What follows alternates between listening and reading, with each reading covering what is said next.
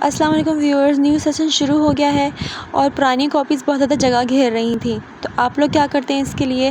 میرے پاپا نے تو مجھے ہمیشہ پرانی کاپیز سے رف کاپی بنا کے دیتے تھے جو ہم گھر میں ریویژن کے لیے استعمال کرتے تھے، تو میں وہی طریقہ استعمال کروں گی۔ جو اتنی کاپی بھری ہوئی ہے وہ میں نے ہٹا دی ہے، ہاف کر دی ہے، اور اسی کاپی کا جو فرنٹ پیج تھا، جو ٹائٹل مونوگرام والا ہوتا ہے، یہ میں اس پہ چپکاؤں گی۔ اس پہ ایک سائڈ پہ میں گلو لگاؤں گی جو اسٹک کرنی ہے۔ گلو لگانے کے بعد اس کو کاپی پہ میں اسٹک کر دوں گی تاکہ مضبوطی رہے کاپی میں، اور جو آدھا حصہ جو بھرا ہوا تھا وہ چاہیں تو آپ ردی کو دے دیں، یا چاہیں اگر آپ کے چھوٹے بچے ہیں اور بھی ہیں تو ان کے لیے آپ رکھ لیں کہ نیکسٹ کلاس میں آسانی ہوتی ہے یاد کروانے میں، یا اس طرح سے ہیلپ مل جاتی ہے پرانی کاپیز سے۔